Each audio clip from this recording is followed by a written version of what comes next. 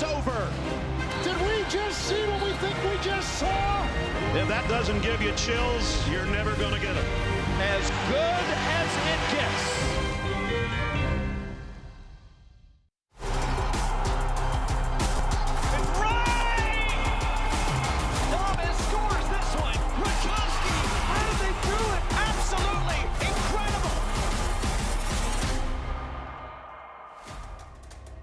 You're watching the USL on CBS Sports, presented by Best Western. A rivalry built over a quarter century, dormant for 8 years. The Richmond Kickers at home at City Stadium, ready to take on the Charleston Battery. It's the Prinx Tires USL Cup. This matchup comes to you from Group 6, where suddenly everyone has a chance. Pittsburgh upset by Charlotte just last night means Charleston or Richmond can find themselves right in the mix with a win here today. Welcome, everybody. Joined by the former Man United legend, Gary Bailey. Mike Watts on hand. Gary, there's a rivalry element to this, but really, as it looks to the competition, match day 2, you need to win this game. Well, especially Richmond Kickers. They've lost their opening game. If they don't get a win today, they effectively can't make the quarterfinals. For Charleston Battery, a win will be their second on the road with 2 home games to come. That's a massive, massive points available today. Certainly is. And if you're the Battery, this is a side that the last few years seemingly couldn't miss on the attacking end, but it's the players that they've lost that have led to the biggest question marks this year. Cal Jennings and MD Myers combined for 32 goals, 43% of the team's goal contributions. Both of them move out, and Gary, that means someone needed to fill that void. And it appears they've got a youngster who could do just that in Colton Swan. Very, very good young player. Got 2 goals in the last match against Sporting Jacks. He's good in the air, so he's a great target man. He holds the ball up well, and he can shoot. A USA Youth International, and if he can live up to those 2 from last year, then he's going to be a great acquisition for the Battery. Has a brace in the Open Cup and another in the league, as you mentioned, against Jacksonville. Can he score against this Richmond defense that's been rather stingy of late in League One? They've run up a couple wins in a row, and they've got one of the best defenses in League One. And one of the best goalkeepers as well in Jan Fillion. Have a look there at some of the saves he makes. And what's good about them, not only stops the ball, he gets it away from danger and doesn't just drop it in front of the strikers. Constantly just pushing his team. And when he can't get it, his defense, as you say, they come up trumps as well. So very, very difficult defense to breach is Richmond Kickers. They've won 3 consecutive games and have consecutive clean sheets after an 0-3-1 start in the league. Fillion is a Canadian by way of the Montreal Academy who's found his way into Richmond and run with the opportunity. The second most saves in League One, leading the best defense in League One by goals conceded. So Richmond and Charleston meet up for the first time since 2018, a rivalry that dates back to 1993, 2 of the longest standing professional teams in the country. This is what Prinx Cup is all about. It's Richmond and it's Charleston. It's next on CBS Sports Network.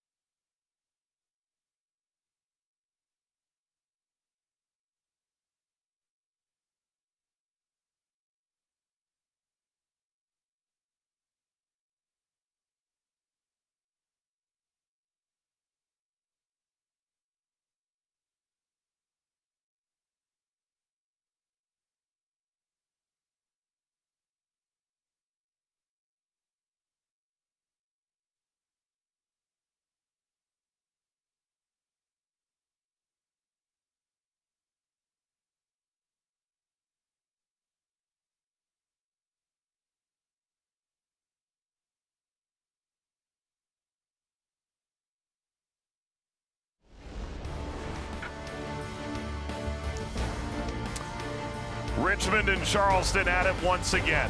First time since 2018. The USL on CBS Sports is presented by Best Western.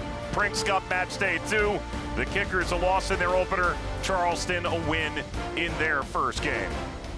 City Stadium playing host, both these clubs inaugural members of the USL Championship in its modern era in 2011 and date back to 1993. When these teams met just over 33 years ago for the first time, Charleston won that meeting. They won the most recent as well, July of 2018. Since then, Richmond goes into League One. Charleston remains in the championship. For whatever reason, they've never come across one another in the Open Cup in that time. Charleston just that one win advantage in a lengthy all-time series. With Gary Bailey, Mike Watts, here's a look at the Richmond starting 11. Just one change to the team that beat Greenville, triumph 3-0. Landon Johnson comes in for Luca Dorado, who's injured. It's a 4-4-2 shape, but keep an eye up front for Tarek Panholzer. He's quick and he's dangerous.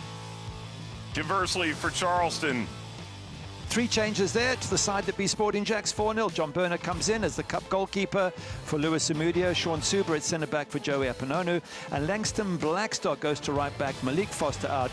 And Huso Landro pushes up into midfield. Can Charleston find their way in this competition? They defeated Loudoun in their opening game on the last kick, practically, through Graham Smith. Can Panholzer and Richmond, in front of a great crowd tonight in Richmond, Virginia, pick up the cup set and keep their USL Cup hopes alive? Match day 2 is underway, and finally, Richmond and Charleston together again. For the first time in 8 years, the Kickers and the Battery. It's the Prinx Tires USL Cup. Messer in reverse. And all the way back to John Berner, his 8th USL club, inclusive of 4 starts in Hartford last year. The cup keeper. That's very common with teams, that the keeper only really gets a chance in the cup. So that's one of only a few changes, generally speaking, though. Even though Charleston have made 3 changes, it's still a very, very strong lineup. Sean Suber is often a starter, so that's not a loss. Langston Blackstock coming in also is fairly regular starter. Barry Kelly, he's the straw that stirs the drink. The turn, Miguel Barry trying to slip through, denied by Barnathan. Just on that point about strong teams, Richmond with just the 1 change, so clearly they're out to try and win this match. Both teams dangerous up front, both Johnson and Panholzer scoring in the last match against Greenville. And of course on the other side, the talent of Miguel Berry, Colton Swan and Jeremy Kelly up front. Good luck, Richmond Kickers, stopping those 3. Caroms away from Blackstock, and the 1 change for Richmond was out of their hands with, as you mentioned, Dorado injured in the match against Greenville. So Landon Johnson, who started just once in league play, gets the call tonight. And the hold-up from the aforementioned Johnson. Richmond started without a win in their first 4, 3 straight victories have them in a much more enviable place in League One. 10 points, 9th place. And don't forget, they beat Loudoun United here in the Open Cup, so they can perform at home against USL Championship teams. They know exactly what they have to do. And that is their next opponent in this competition in 3 weeks' time, Loudoun. Red Army, as it's been since 1993.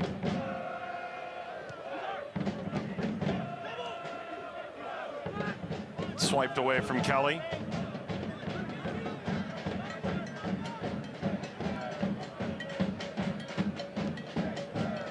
Messer, who is part of a Portland Hearts Pine team in the 3rd division that played Richmond a season ago. I think one of the interesting things in Prinx Cup, yes, it's geographic, and sometimes you see opponents more frequently than others. It's only the 2nd year of this competition, and to see these 2 come together, there's no familiarity really at all. Maybe a handful of players that have crossed divisions, but if you've been around either club for any length of time, there's no personnel background that you're aware of. You sort of have to play this as it comes to you. I think that's a fair comment, but both teams will have played against opposition from that level. As mentioned, Richmond Kickers against Loudon and Charleston Battery have played down to USL 1 teams before, so they know this is not an easy match, Charleston coming here. Barry charges forward, seeks Swan. Blarnathan pursues. Played down the road at VCU. Musu Landry.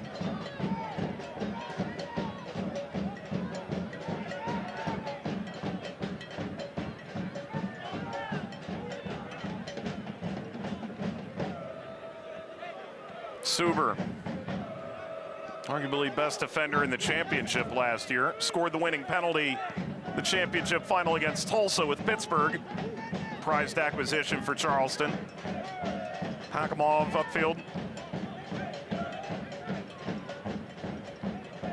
They've lost a lot of good players, as we showed at the front of the show, but to be fair, they've brought in some decent talent and might take a while for it rather to gel. Colton Swan at 19, still a younger player, so not quite the experience of Cal Jennings and Myers, but still a wonderful talent. Miguel Berry, a lot more experience, but they've got to get to know each other, which takes a few matches, and we've seen glimpses of what Charleston Battery could be. That 2-0 away win at Lou City was very impressive. Blackstock. It's an early set piece to the Battery. Having said that, the Lou City match was impressive. The defeat by 4-0 at Rhode Island, maybe not so. In the second half, first half, they were decent. So you just wonder what you're going to get from Charleston Battery in this early part of the season as they're still settling into some rhythm and shape.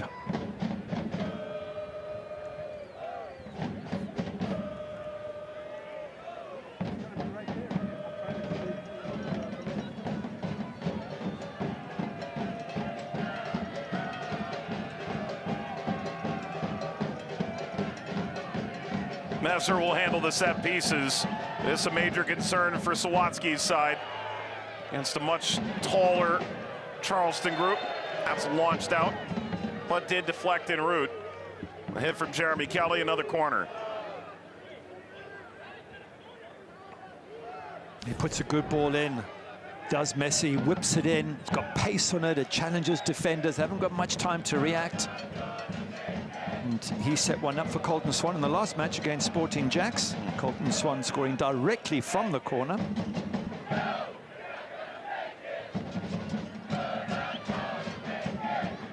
Service wound through. Settled, if only briefly. It's the room here for Richmond to get out on the run. It's a wonderful dissecting ball. Hakimov is there to break it up, though. Yeah, pity Landon Johnson's first touch wasn't a good one because it was a lovely ball, you're right, and he could have attacked the Charleston back line if he'd have just got a good first touch. Sasanka in reverse. Blackstock broke it up. Hakimov, the Russian, by way of Marshall. Over the top for Barry. Kelly. Kelly in behind. Header is above. Filion showing his frustration. That was too easy. Blackstock unable to knot it down. That's a lovely ball in for Blackstock, and he's got to do better than that, surely. He's got to head it down. He's lost his marker. He's on his own. He's 6 yards out. As long as he's not offside, that's a simple header down for the opening goal.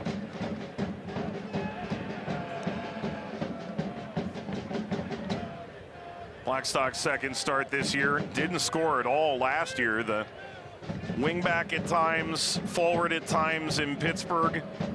A couple assists over 1,700 minutes. Hasn't scored since 2024. At least a league goal, that is. For those unfamiliar with the Prinx Tires USL Cup, the regular season spans 30 games. This does not count toward the league standings for either side. Unsurprising, given that it's a championship against the League One fixture. 4 group stage matches, each group 6 or 7 teams. Only the winner is guaranteed a spot through to the quarterfinals. There is one wild card position available. And it means that in a 4-match group, the loss suffered by Richmond in their opener to Charlotte, a fellow League One team, especially painful. For Charleston, that opening win really opens a lot of avenues for them. And then the news that Pittsburgh fell last night to Charlotte makes that an even wider gap for Charleston, especially knowing the home matches that they face in the final 2 great group stage games. Yeah, and that's a good point. If they can get a win here, or certainly even a draw where they win on penalties, then those 2 home matches, first against Charlotte Independence and then secondly Pittsburgh, puts them in a great position to win the group. And the players will know that, and they'll be super keen to get a good result here today, Charleston Battery. Everybody wants to win a trophy, and there are not many available. So if you get a chance like this where you've won your first match and 2 home games to come, then massive day today for Ben Pearman and his Charleston Battery side. And a fair added nuance. No draws. There will be an extra point taken one way or another. Win in regulation, 3 points. Win in penalties, which would occur with any draw, 2 points. A loss in penalties leaves you the singular point. A loss in regulation, you go back with nothing. Well, that's a painful challenge. Yeah, on the back of the ankle there, on the left ankle, that's, yeah, as you say, it's always going to be sore. Little word there with Husso Landry. Benjamin Meyer, the referee. And Landry's got himself in trouble over the last few years. A number of yellows and a few reds as well. He's a really physical player, strong, and gets stuck in. But now that he's had the warning from the referee, he's got to tread a little bit more carefully. 11 yellow cards in 29 games last year. Wow. Okay. Landry is one of the most featured authors in referees' books in the championship. Suber circles back.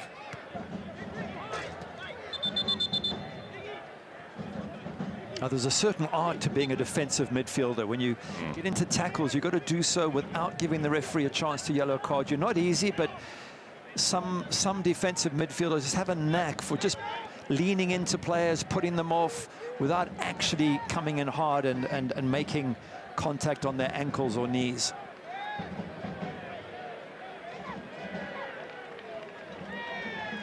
Burner hits a wounded duck into the Darren Sawatsky-led bench. He is the winningest coach in League One history. He's passed John Harkes, who had such tremendous runs with Greenville. 7th year as the head coach for the Richmond Kickers. And you look at the number of losses associated with that record as well. The side won the Shield in 2022 with a more veteran-laden team. Saw 9 players from that group signed to higher division squads, which is great news for the players. That up toward Barry, denied. But it does leave the club a bit in the lurch. They've made the strategic decision to go younger, go more locally based, and that has come with growing pains the past few years. Service across, out of the reach of the sprawling Filion. Back across by Messer. Pakimov.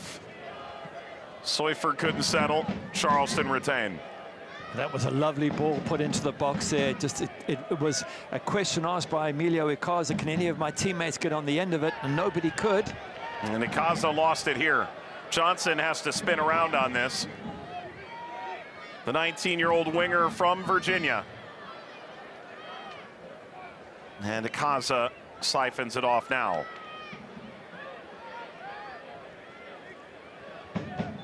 Barry battling, Sasanka catching him behind the halfway line and carrying that traction all the way across midfield.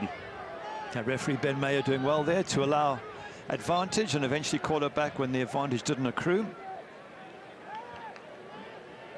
Ben Pearman, one of the most celebrated coaches in the championship, although it felt like he needed a bit of a pep talk when we spoke to him on Thursday. The frustration of an up and down season with so many changes to the team, still trying to figure out exactly who they are and what they can be this year. They don't have a ton of depth right now in terms of field players, only 14 contracted senior outfield players. And it looks like Anderson tackled by Messer, and Messer will go into the book. Wasn't the best of tackles by Nathan Messer there. He's late, he's very late in fact, and for a defender to be on a yellow card this early in the game, we're just speaking about USL Landry and how he has to be careful. Well, now Messer's got to be extra careful. He's already on a yellow now. I just sometimes wonder whether that in the opponent's half, is it necessary to lunge in there? I get it if it's the edge of your box and there's a danger the player gets into your box, but the opponent's half, there's no danger. So, you know, save that yellow card for when you really need it. Well, you wish he had heard that advice a little sooner. It's the first yellow he's accrued all season, so unfamiliar territory. Marana in reverse. Always easy to sit here, of course. In the heat of battle, your mind just operates totally differently sometimes. To your point, the heat of battle indeed. Low to mid 80s, a kickoff in Richmond today. That's why we stay in the air conditioning and commentate.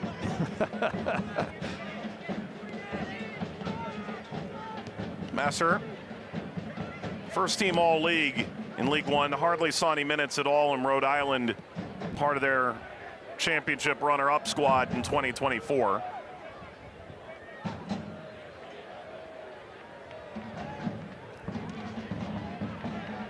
Leon.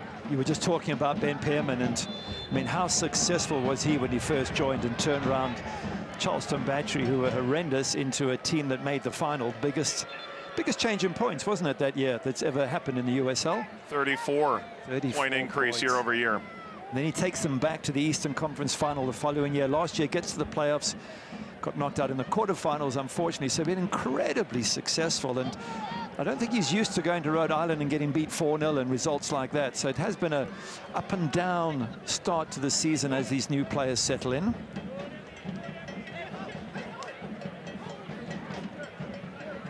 Ben's had teams in the top 4 in the East late in the season, said, I'm a horrible coach. What am I even doing? Sometimes you just have to remind Ben that very few teams have had the level of success that his Battery or his old Memphis teams had. This around the outside for Blackstock. Pumps the brakes, angles across, settled at the spot. Ikaza back to Blackstock, all the way through. Messer way out.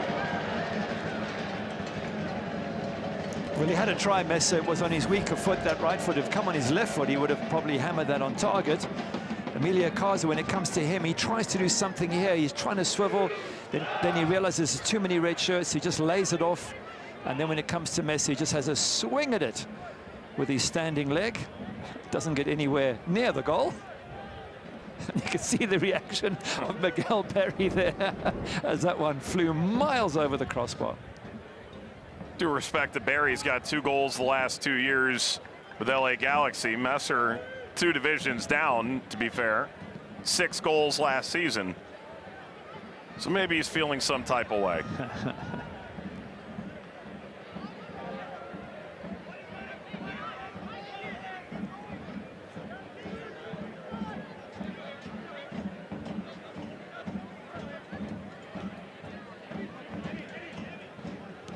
Suber.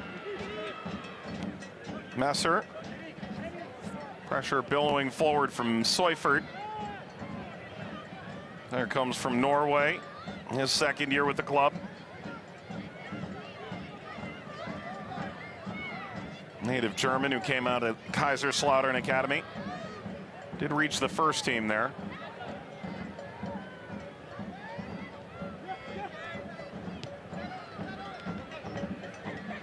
Ushered through by Swan, that's clever. Blackstock spots the run up the far side. Husu Landry back across the face of goal, out of the reach.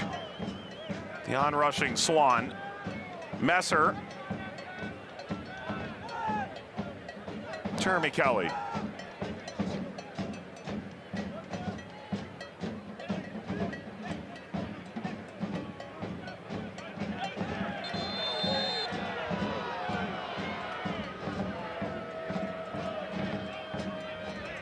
Just going back a minute or two there, Uso Landry's got a chance to put that right in front of Colton Swan, and just doesn't get his angles right, and it goes across the box and out. Really good opportunity. Colton Swan waiting in the middle for that ball to come in, as we see a bit of pushing, and hence the free kick for Miguel Berry. Not even that, it's a drop ball. The referee saying he interceded in that.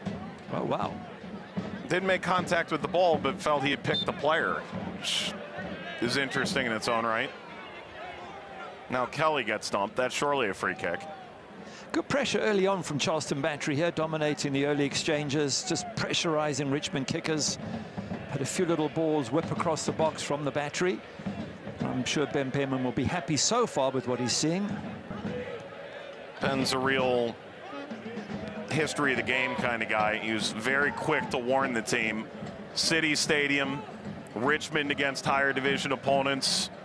This is not an easy fixture, and especially in the form they've been in of late. They haven't conceded in the last 2 games. I want to make sure the team didn't underestimate the undertaking. Thus far, it appears they haven't. There's always a classic thinking when it comes to cup matches. I'll tell you more in a moment. Blackstock rounds the keeper, angle tightening, he scores! Blackstock out of nothing helps Charleston to a lead 20 minutes in.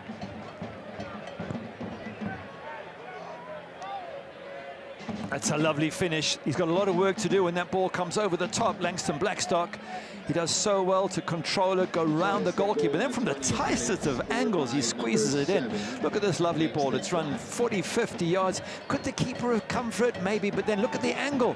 He's literally a foot away from the touchline. It's the tightest of angles to get that ball in, and does it brilliantly, Langston Blackstock. Only question to ask of Jan Filion is, could he have come out and cleared that ball on the edge of his box? Chooses to stay, and Blackstock goes around him and finishes the job.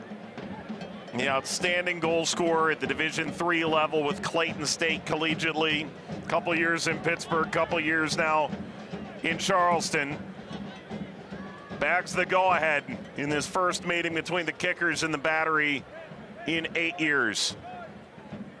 And Filion and Richmond, who had largely neutered Charleston to that point. They've absorbed plenty, but not a lot actually got to the keeper. Conceding that singular ball over the top. Yeah, it was the most simple of balls. Everything else had been nicely done by Charleston Battery, building up down both flanks, left and right, whipping balls in. This was just one big, long 40, 50-yard ball over the top. You would think a straightforward ball, but left unmarked Langston Blackstock all the way through. Keeper decides to stay, but nonetheless, it's still from the angle he scored. Literally, you've got to try and practice that sometime, Mike. If you're a yard off, or it wasn't even a yard, a foot off the line, try and get it in from that angle. It's not easy at all. Well, it won't be me. That is his first goal since 2024, his second professional goal. That goal against Hartford, July 20th of 2024, so nearly 2 years on.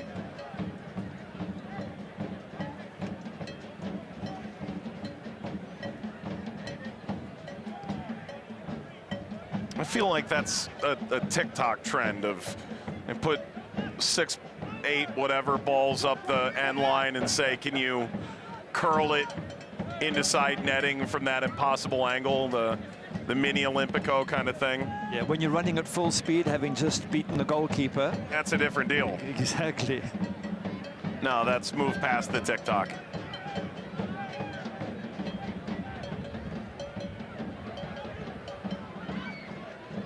And so at the midway point of the first half, it's Charleston ahead. And with this, they've moved to the top of Group 6, handily so. Chance to serve. Back to Kelly. Pirouettes away from pressure. Back outside. He was followed by Marana, the outside back on the other end. All the way down to Burner.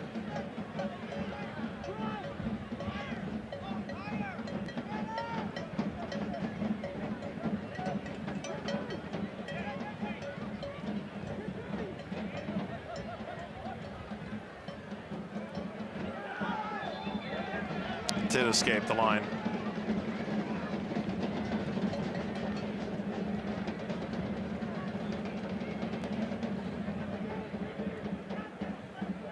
Well, they haven't slowed down. The U-Crops logo, the local grocer, Rob U-Crop, a former player, family owns the supermarket chain, played 11 seasons with the club. Open Cup final MVP in '95, club records, goals and assists for the Kickers. Chance to take over the club.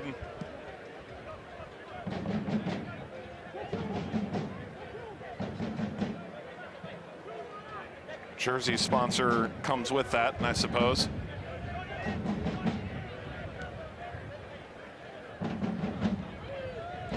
It's funny, Darren Sawatsky goes, well, he's played against Charleston about 10,000 times, Rob Ukrop.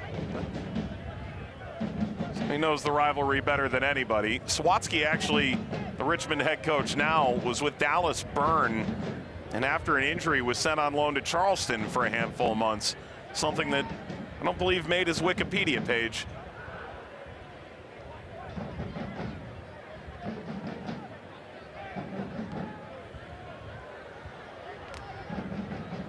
I'll scrape the ceiling. And a cheap foul opens the window here to Richmond. Well, they need to do something, Richmond. I'm sure Darren Sawatsky there in picture is well aware of it. They've had 0 shots, they've got 0 expected goals, they've got 0 of everything. They've only got 8 final third entries to 18 from Charleston Battery. So work to be done, and maybe that was their theory, would soak up pressure early on and then build into the game, but let's see what they can do now.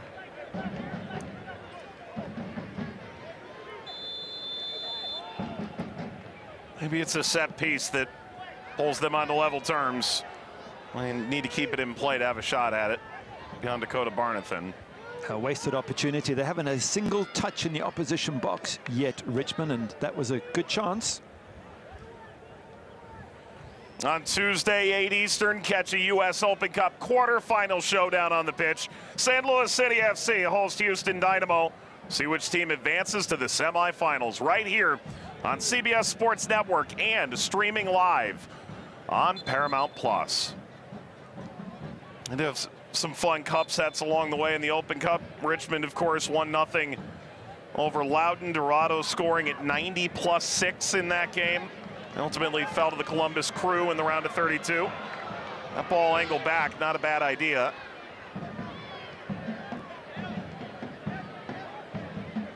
Off that of Barnathan, settled by Landry.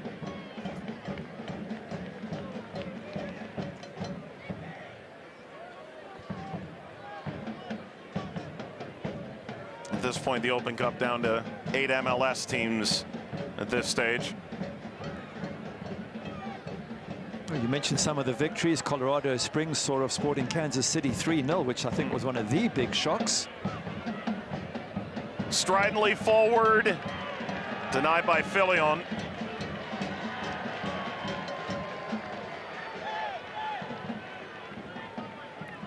Johnson gets hampered. This runs all the way down to Sean Suber. No, it was a fun Open Cup, wasn't it? Yeah, it was great. And they nearly did it against Colorado Rapids, 2-2, went to penalties. Knoxville, the stunner over DC United. Yep. That was a great game, phenomenal game. Home of the Open Cup, CBS Sports, yet again this year. Ball prodded away. And Sasanka circulates, but Kelly is there to pick it off. Here's Blackstock, the goal scorer.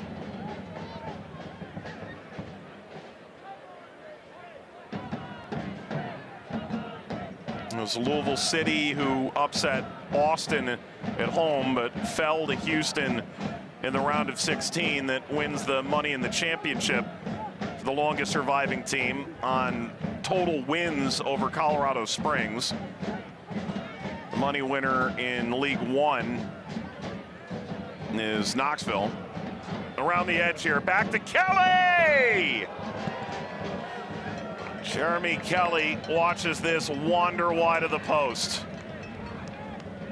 It's a good chance for a player who's that competent on the ball. You're expecting him to tuck it into that far corner. A lovely ball again from Blackstock, who's having a fantastic game so far. But Kelly, time on his hands, nobody breathing down his neck. Oh, I fancy him to tuck it in that far corner. Just misses that far post.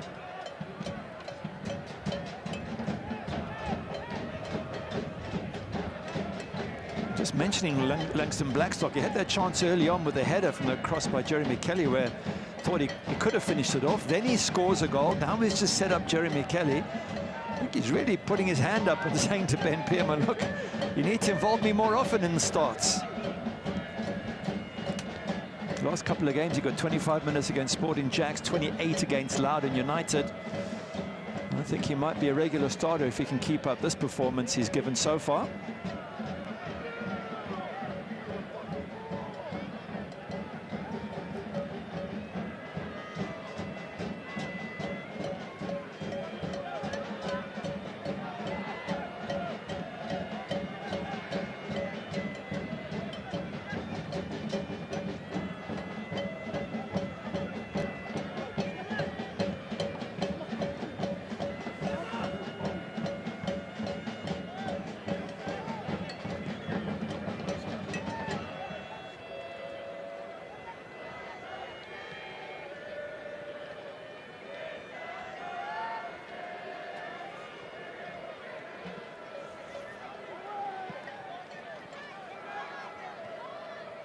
Brought in by Panholzer.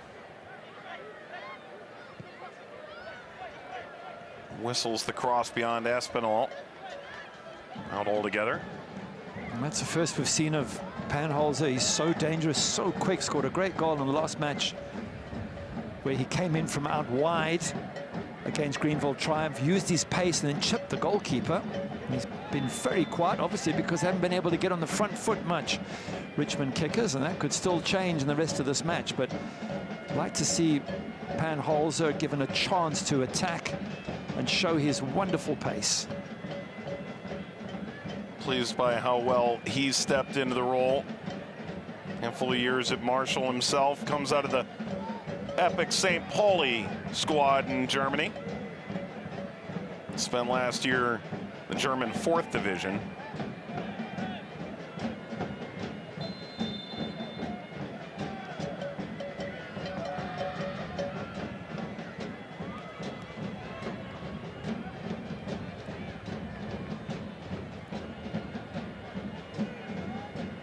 A lot of college programs graduate men. You know, they arrive as boys and leave as men, 18 years old, 22 years old. Marshall brings in men and graduate men with beards. Taking advantage of players who've gotten maybe unpaid experience at the professional level in Germany historically.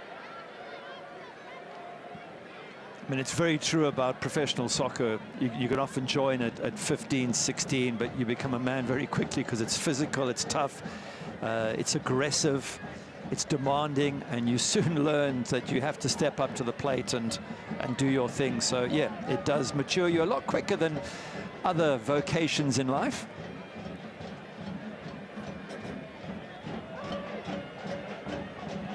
Palmov.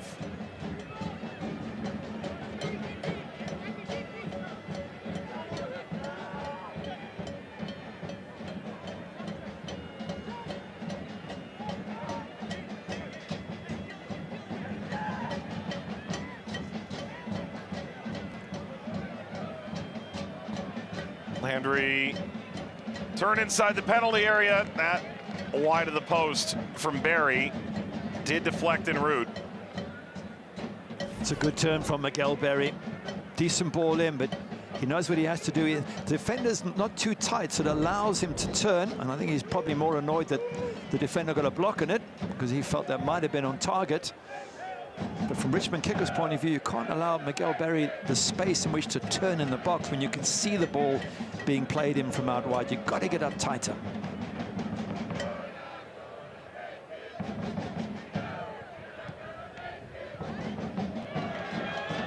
It's easy work for Filion.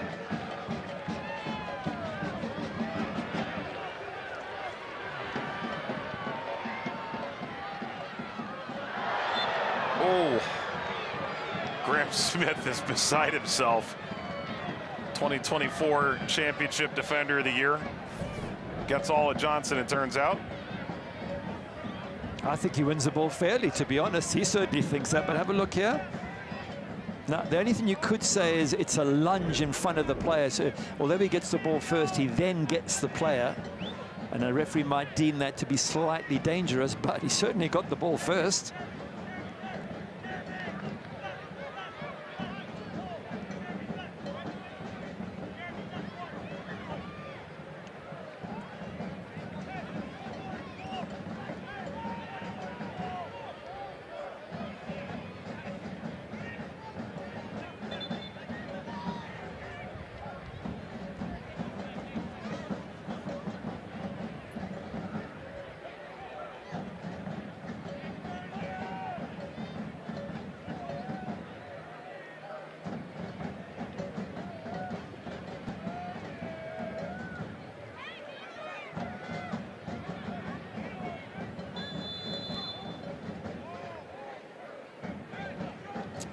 Panholzer dropped it off and threw past Burner. Morano was waiting for it. Charleston last to touch it. That had a lot of window dressing. Yeah, I'm just trying to see if it was a well thought out move, because it allows players to lose their marker, and Sansuka just gets the header, trying to flick it through for the run of Mujib Morana. And if that is the plan, they were unlucky. It nearly came off.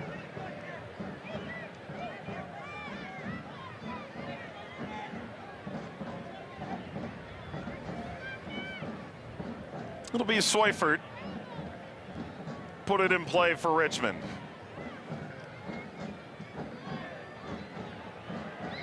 Didn't get over that first defender, Kelly. Late challenge.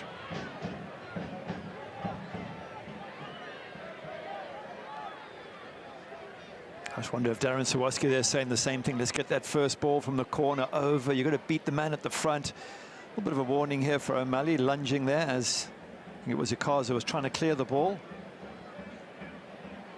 It's always a danger. If you're clearing that ball out of defense, you're putting a lot of power. You're trying to get distance. If someone puts a foot out, you can get a bad injury. So maybe that's just what the referee is trying to express to Owen O'Malley.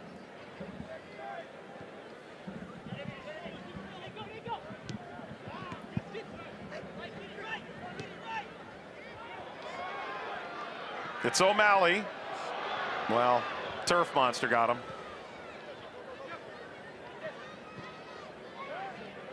I say turf. This home since 1995 to the Kickers. All natural. Well, if anyone should know it, it should be the Kickers.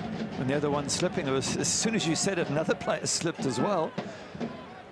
It's normally the away team who don't quite understand the conditions that end up maybe with not the correct footwear or an understanding of the turf or grass. Venerable Stadium, home for 80 years to the Richmond Spiders football program. Capacity of about 22,000.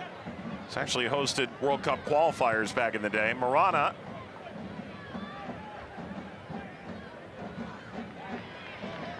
Ushered out. Burner a bit frustrated. Felt they could have handled that without conceding the set piece. Husso Landry saying you should come to me so I can head it to you. Why are you staying in the goals? Some discussion between fullback or midfielder in Landry Hussey's case. Sorry, Husso Landry's case. He was the right fullback last match, now in the midfield.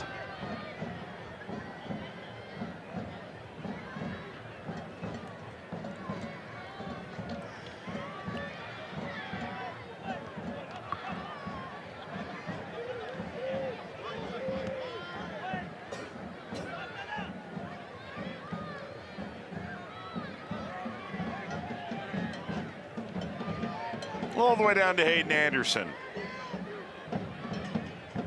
It's a good little spell for the home side right now. They've really battled to get into the battery half of the pitch, but the last sort of 5 minutes or so, they've been pretty much camped there, putting some pressure on. I'm sure that'll please the home fans and, of course, please their coach, Darren Sawatsky.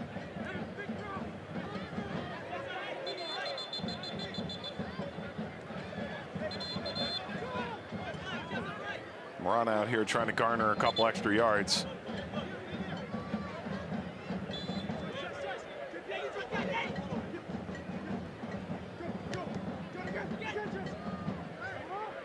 Kelly brought it down only to see Seufert corral it.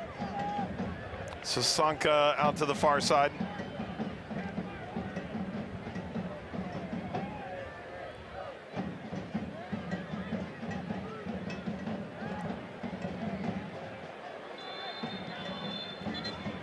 That should come with the card, and so it does. Again, I hate to state the obvious, but it's an unnecessary yellow. You know, they're in their own half battery. You can catch up, no doubt. You've got covering defenders. Let's have a look at it again. It's probably more from frustration, because you could see that Hayden Anderson was there ready to deal with the problem. And I only mention it because if there's a second yellow, often players think back to the first one and think, why did I give away an unnecessary yellow in the first place? And so often a referee will say, I didn't have a choice on the second. The first one may have been silly and you may not have done something egregious, but this was, and now I don't have a choice. Leading touch through the penalty area. That is unreal. Gorgeous from Colton Swan. It's suddenly gotten very quiet in Richmond. Swan doubles the battery lead. It is a good finish from Colton Swan, and he has been on great form. A couple in his last match against Sporting Jacks, a nutmeg there, and then the finish as well. Have a look at the little nutmeg through the legs there. A nice touch, but to then be ready immediately to fire that past the goalkeeper, Jan Filion, into the back of the net. And 3 goals in the last 2 games. He's really picking up some great form here, this 19-year-old. Ben Pierman was tipped off by Joe Ahern, coach in Michigan. Pierman's roots run through Michigan State and Detroit City. He was at Michigan Jaguars before he went on to the Colorado Rapids Academy, Colton Swan. Spoke to the staff at Indiana. They raved about his willingness to improve, his ability in the air.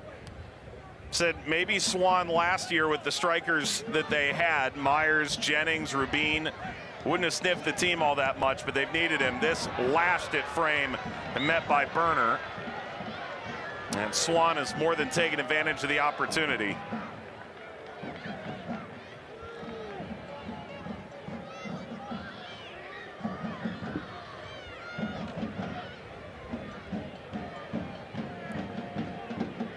Barry was waiting for that to drop down.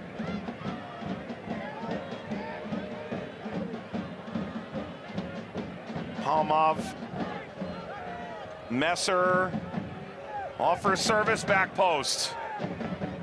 Drops back to Barry, but a whistle for that push on that back post run.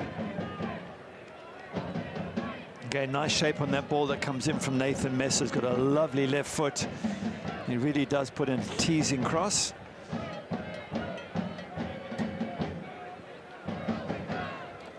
Looking at Miguel Barry there, 8 matches played, no goals as yet. He's a good target man. He takes a lot of bumps and bruises, but I think for his sake he needs to get on that score sheet a little bit more often.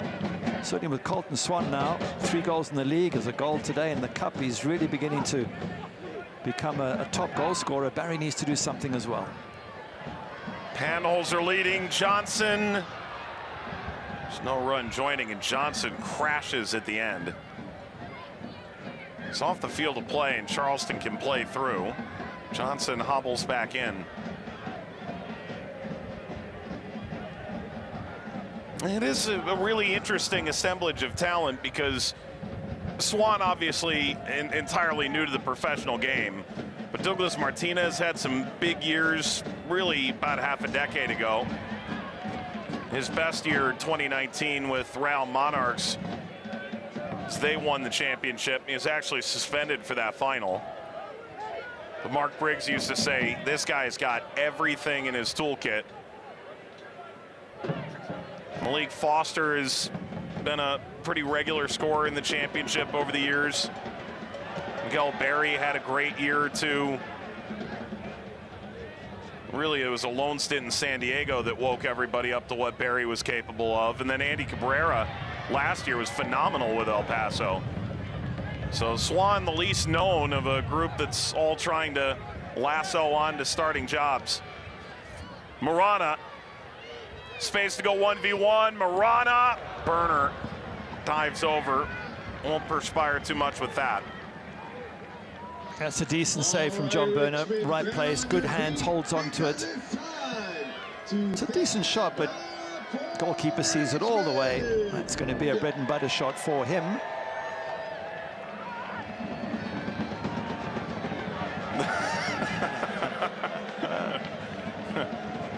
I guess that's two wrongs make a right. Something about that didn't feel right, but the referee couldn't decide who was to blame, so he just said play on. Well, certainly as we head to half-time, the last few minutes have been better for Richmond kickers, but again, touches in the opposition box so far. 3 for Darren Sawatsky's side, 19 for Charleston Battery.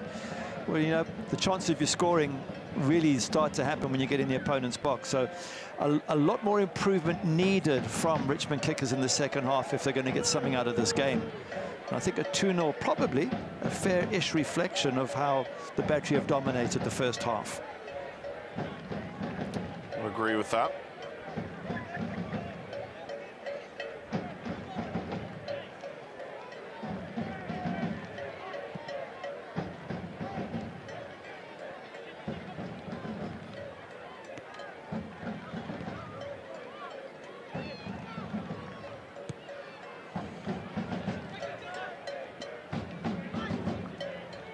Kelly picks it up out of midfield. Barry, Blackstock. Numbers start to coordinate in the box, but Barnathan sniffs it out. 2 added minutes. The fourth official has indicated there will be a minimum of 2 minutes of stoppage time in the first half. 2 minutes of Fun crowd here at City Stadium. They have not been quiet outside of that second goal. Even that was momentary. Messer putting on the works. Blackstock spears it back. Deflected before it ever got to Filion. And now Graham Smith.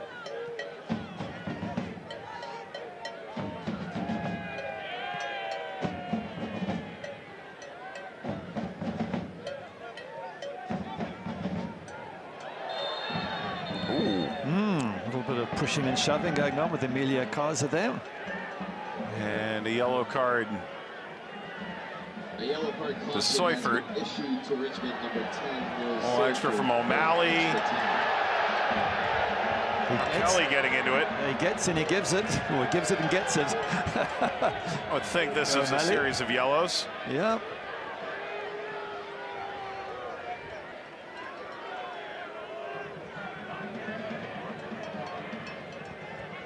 There is no VAR in USL competitions. It means whatever the referee and assistants from the fourth and the AR surely sees, that's what is.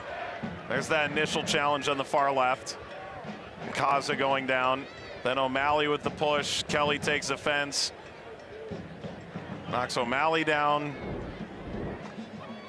You would think both those pushes into the chest deserve a yellow card for O'Malley and for Kelly.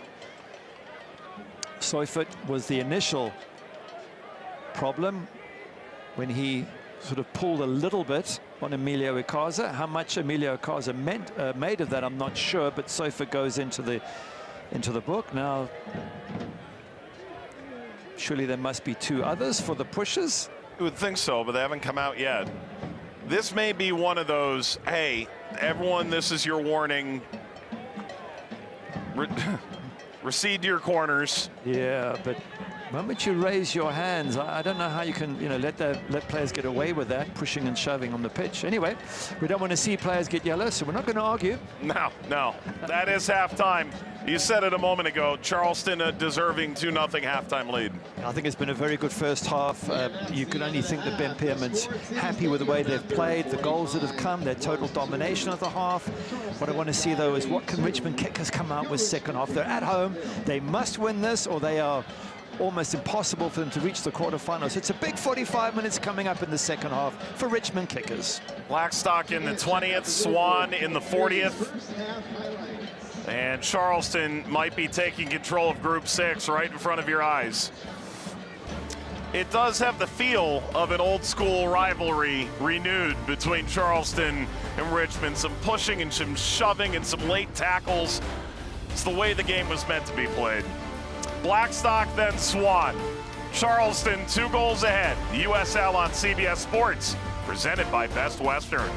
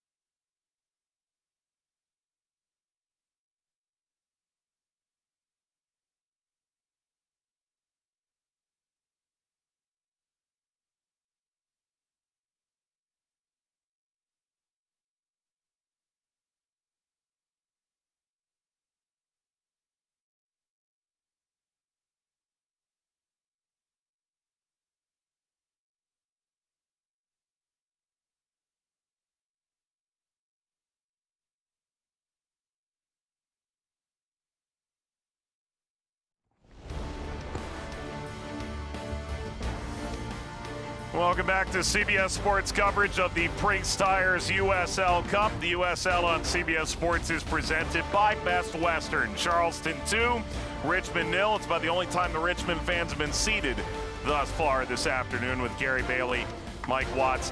The entire weekend is dominated by Prinx Cup action, and we've had some pretty impressive results. How about Portland Hearts of Pine coming away with a 2-1 win over Rhode Island? There's your cup set. That's an impressive result. Rhode Island have been playing really well recently, as Charleston Battery can attest to with that 4-0 thumping. Cosmos go 3-2 over Westchester. Big one in Group 5, which is based in the Northeast. Group 7, the Floridian group, Tampa Bay has been on a tear. How do they handle Miami? Meanwhile, Madison and Detroit is ongoing right now. That's at halftime. In Knoxville, that cup set in the Open Cup over DC United should make for a fun fixture with San Antonio. Meanwhile, the big news within this group, Pittsburgh taking on the Charlotte Independents. It's on the road, which makes it all the more difficult. And it's Charlotte that win a thrilling shootout to take out the Riverhounds. Matt Levy, couple saves in that shootout. There's the goal that levels or opens the scoring. Then the 81st minute, a leveling goal. How about that for a strike? Jorge Garcia for Pittsburgh getting the equalizer here after Manzinga opened the scoring. That's a fantastic half volley strike, and as you say, it went to penalty kicks. The winning save, Matt Levy from Robbie Mertz to give Charlotte Independence the points, well, 2 of the points anyway. The extra point, and so Pittsburgh has now dropped points and opened the door for Charleston with a win in this game to take control of Group 6. Give you a better idea of what's going on around the cup elsewhere. That Charlotte and Pittsburgh shootout highlighted the action yesterday. Later on today, I think Hartford-Brooklyn carries a lot of weight because we just saw that Rhode Island dropped points against Portland Hearts of Pine, so that may set the tone for the remainder of Group 5. I probably also have Oakland and Sacramento circled. I think that should be an enjoyable one. Yeah, there's lots of good ones. Group 2, look at that. Colorado Springs up against New Mexico United. They both won their opening games. And Phoenix Orange County also in Group 2. What a tough group that is. And worth noting that Boise taking on Monterey Bay. Boise has already defeated Las Vegas in penalties. So if they can cup set Monterey Bay, who knows, maybe there is a path for them in that extraordinarily difficult group. This is Group 6, and Charleston holds a 2-0 lead and the keys to the group at the moment. A look at the first half highlights when we return.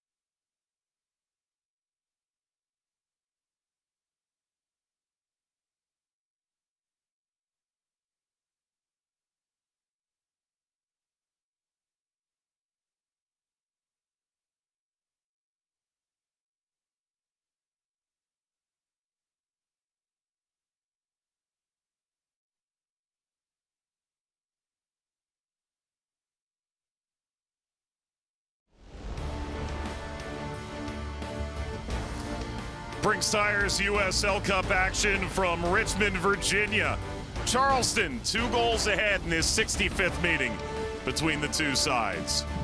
Come into the booth, everybody. Mike Watts with Gary Bailey. We look back at that first half. Charleston did have their thumb on the scale, the vast majority of it.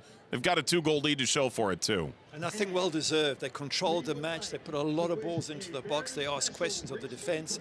Blackstock really, really good for most of the match. And Colton Swan's goal was a bit of magic, nutmeg and finish. So certainly deserving, I believe, of the halftime lead. That's a good description of it, but we're going to show it to you anyways. This is TV, not radio, Gary. How about we take a look at the 2 goals? This didn't come out of all that much. Blackstock does all the hard work. Long ball over the top. Filion decides to stay as the goalkeeper, but still he's got a lot of work to do, Blackstock, from a very tight angle. Ball's about to cross the line. You're wondering if he would have stopped it and come back. He says, no, I can do this. And he does. Look at that. Tucks it right into the back of the net. Good finish. That in the 20th minute. Then in the 40th minute, Colton Swan. Good finish and then some. Oh, nutmeg and the whack after that. Good control of the ball, good knowledge of where it's going and what he was trying to do.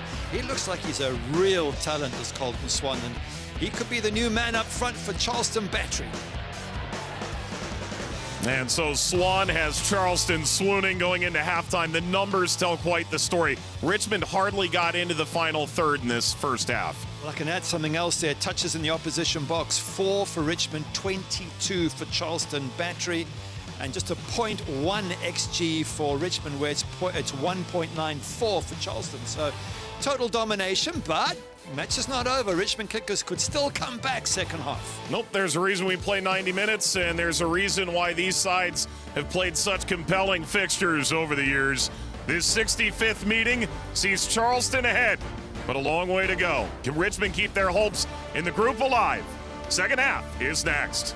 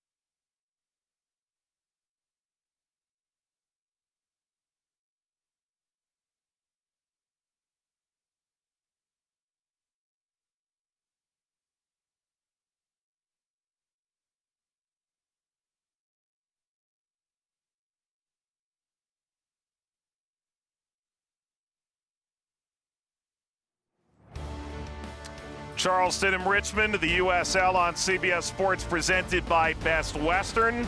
The year is 2026. It's been 8 years since these teams have met, just over 33 years since they met for the first time. May we take you back to the days of standard definition. May 1st, it was the second of a back-to-back for the Richmond Kickers in the sense that they played the day before. And the first ever meeting between these sides was the first game in Charleston Battery history, and the second for the Kickers. The two longest playing continuously professional teams in the United States. Before the advent of MLS, there was the Battery and the Kickers. Charleston took that inaugural of 65 meetings between the two teams. And Gary, I'm sure you felt right at home watching that. Thanks. Yeah, most of my games were filled on the same level of VHS. The two-side record player from Sharp, right? Oh, okay. No, this is an in-joke people won't know about. On to the second half we go. 1993 was a special year. Your Man United won the Premier League. I was born. Yeah, we won the Premier League. We went on to win all sorts of doubles. We had one of the greatest runs ever with my former manager, Sir Alex Ferguson. Unfortunately, I wasn't part of all the success. I just left. But what a team they had. You were there for the beginning of the Sir Alex build to greatness. Yeah, I was at the very beginning. And we had a couple of FA Cup wins before that. But, wow, the great years that followed were just unbelievable. Unfortunately, for those a bit younger, they haven't seen that for the last 13, 14 years. I sincerely hope the great days are going to come back for Man United. Maybe.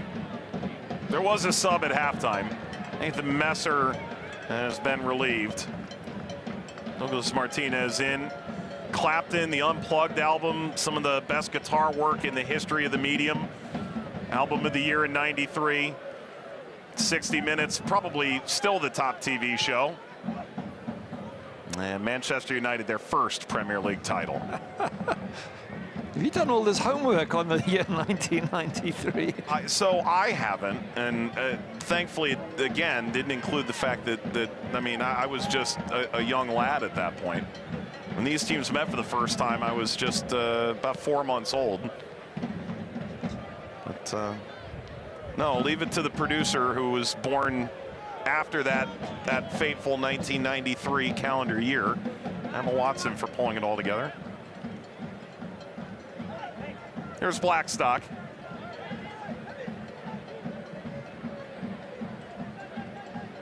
Flick went no further. Kelly couldn't retain it. Like the Panholzer.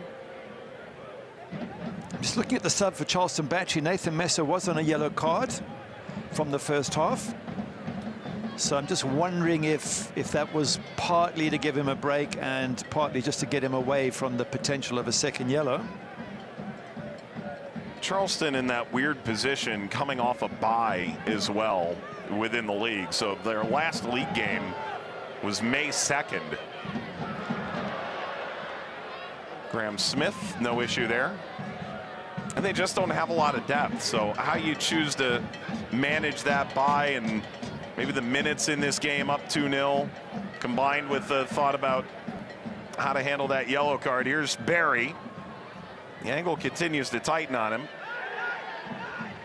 And Philly unable to hold this on the line. Okay, more frustration for Miguel Barry, getting into good positions and just not getting a final product from it. But in terms of strikers, I do hope we get to see Wilmer Cabrera, who was so fantastic last year, and I thought he would be a major player for Charleston, maybe just settling in still, but expect to see him at some stage in the second half.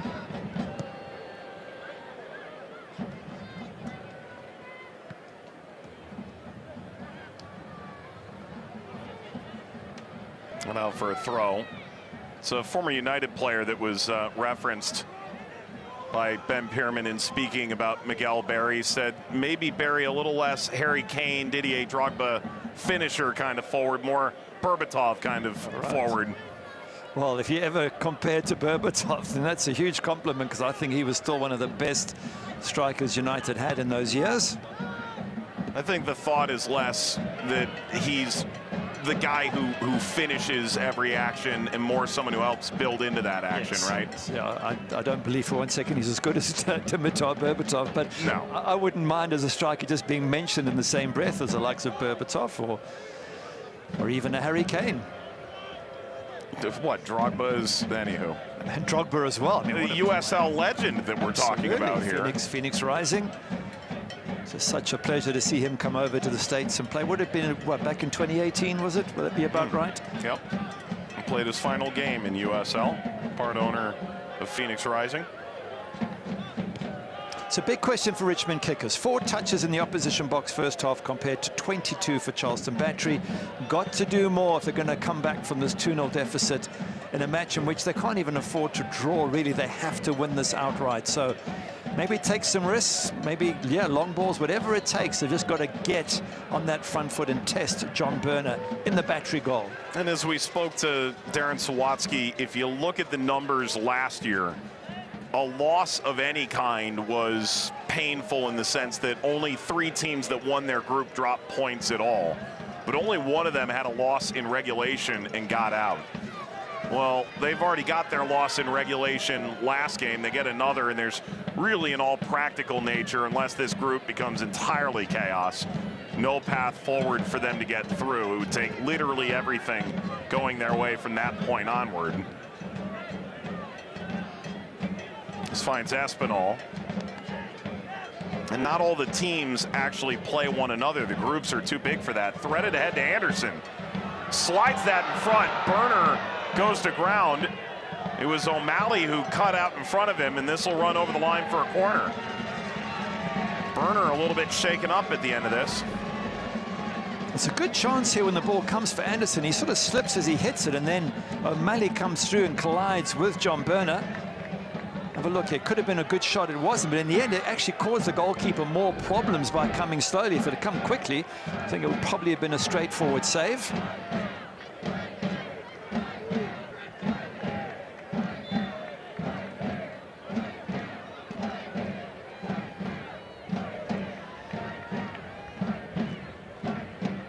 Corner in the 52nd, bounces to Blackstock. O'Malley. And if that goes in, that's a golazo, because he's going backwards and has to turn and hit that. Have a look when it comes in.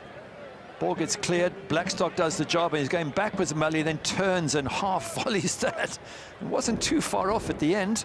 But if they got one Richmond kickers, it would really bring this game to life, because then Charleston Battery would be under some pressure. At 2-0, they've got that little bit of a cushion where they can relax and just sort of play their normal game without being under stress. But a goal by Richmond kickers would liven things up. Oh, it's a Richmond team that's joint best defense in the 3rd Division USL League One. But as you see, second fewest goals scored in League One as well. So allowing 2 in this game really feels like they've got a mountain to climb now.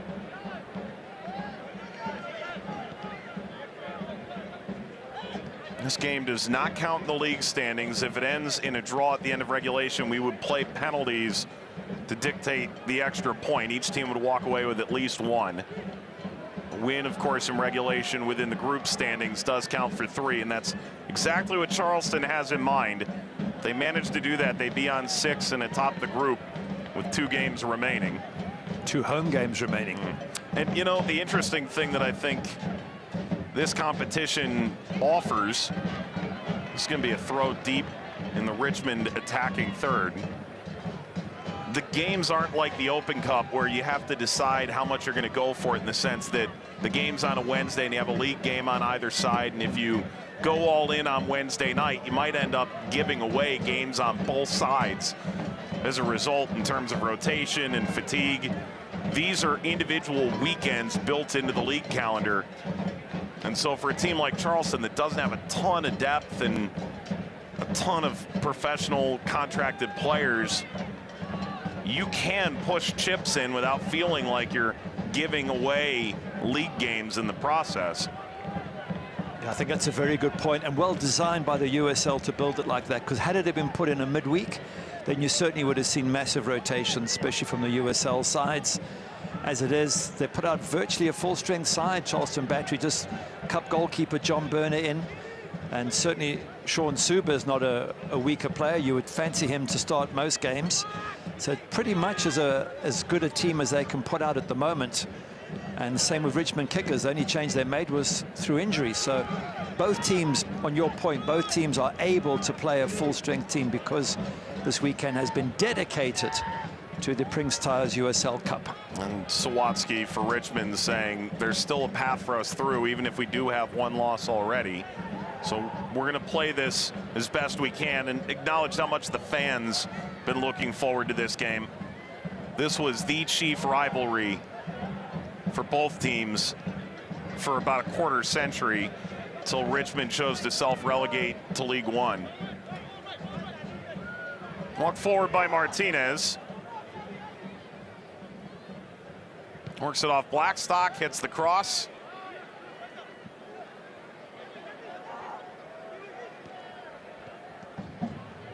Barry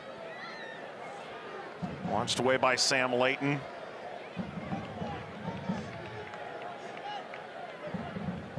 Here's Layton, a Burnley Academy player who ends up getting released, finds himself working for Domino's, ultimately does earn a collegiate scholarship here in the U.S. at SIU Edwardsville. That leads him to a 2-year stint at Syracuse. Ends up with Vermont Green in League Two, which is the pre-professional division. Goes back to Brisbane, which is where he was initially born. Plays in the Pro League there. It's not a bad idea. Marana, in the end, has to nod this away from the goal line. It'll be a corner from the other side. That's an important header. That ball just dropping right in the middle of the box there and asking a lot of questions of the defense.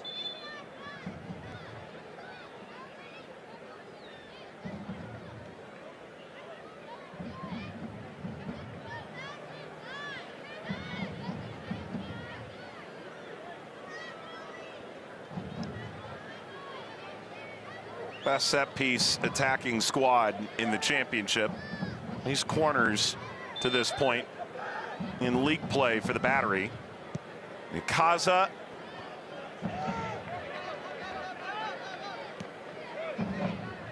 Will recycle. Ikaza will have a second bite of the apple. And Filion will snag it and launch it.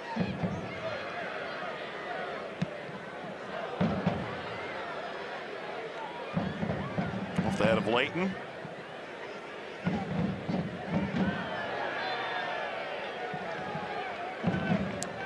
Russo Landry there getting stuck in. He's dropped to left back.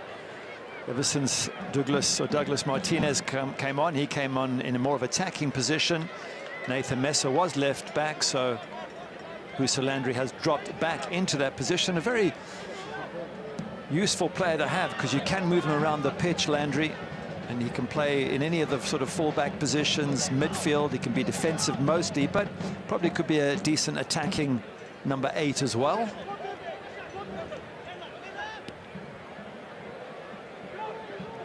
Palmov running through midfield. Bypasses Marana. Layton.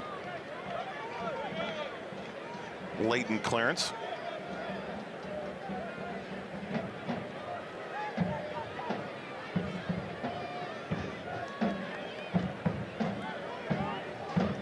Richmond, twice the championship winner prior to what's considered the modern era of 2011 onward. 3-time regular season champion in the championship. They won the Shield in League One in 2022. A founding member of the league in 2019. Really, that was a return to the 3rd division. USL Championship only took on the 2nd division moniker a couple years prior in 2017.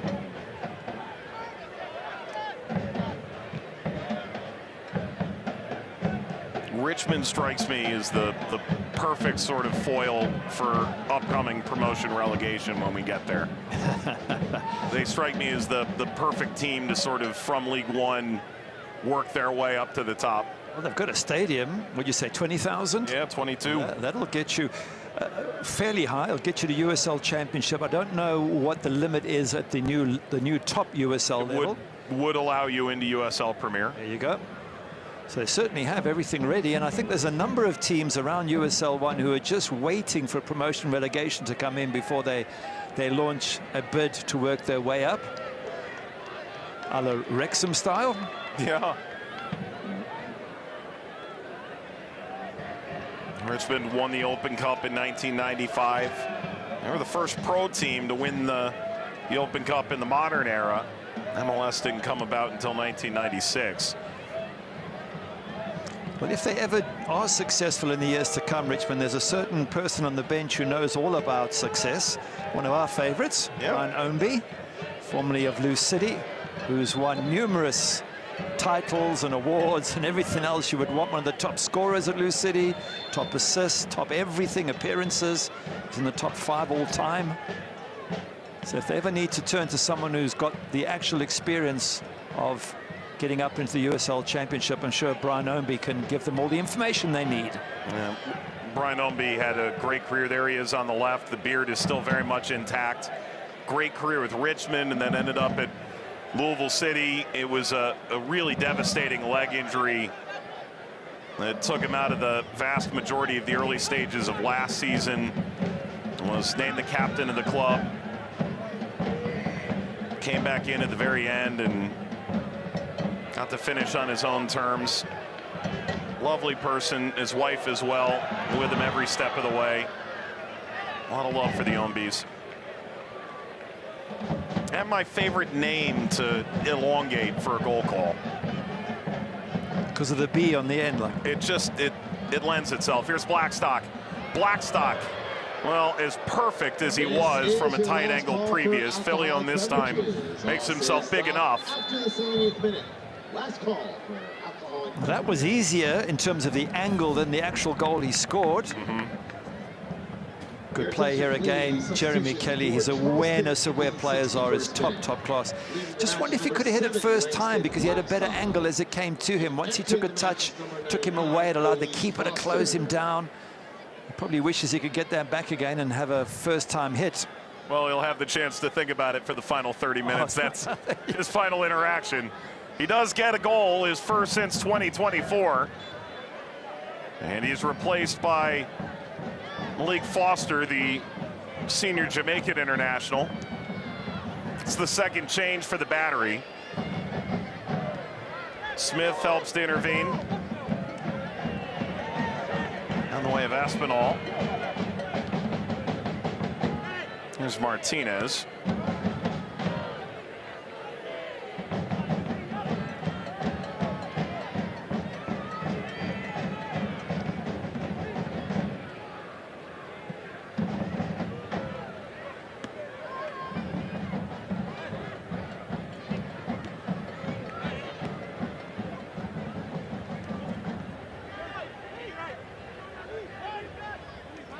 Barnathan.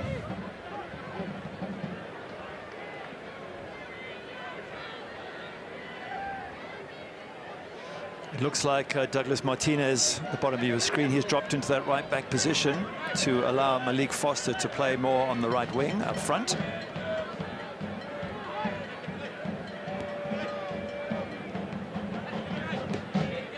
That's a bit short. Martinez sniffed it out, stepped in front of Anderson. Long run for Barry. Leighton back to Filion. And I think when you look at Charleston, so you've got Martinez, who's been a pretty epic goal scorer at moments in his career at one outside back. You've got, to your point earlier, Husu Landry at the other outside back, primarily a midfielder. Bunch of guys in different positions. Eventually you're going to get Chris Allen back, which is huge. Laurent Kisiadou, great player. Alec Hughes is yet to debut. Over the next couple months, they'll get some of those guys that are going to compete for starting jobs week in and week out, if not win starting jobs once they get into the team, come in. You've got that continuous flow state of what's the right mix up front. As we spoke to Ben Pierman on Thursday, I think the big takeaway to me was by the time we get to the end of June, start of July, we want to know who we are. With so many new players, it's easy to go, well, Charleston will just keep doing what they've done the last few years, which is consistently be competing for championship, shield. Foster pulls this away and runs into space by his lonesome. Richmond backing into position. There's Kelly. Back to Foster. Foster! Fillion.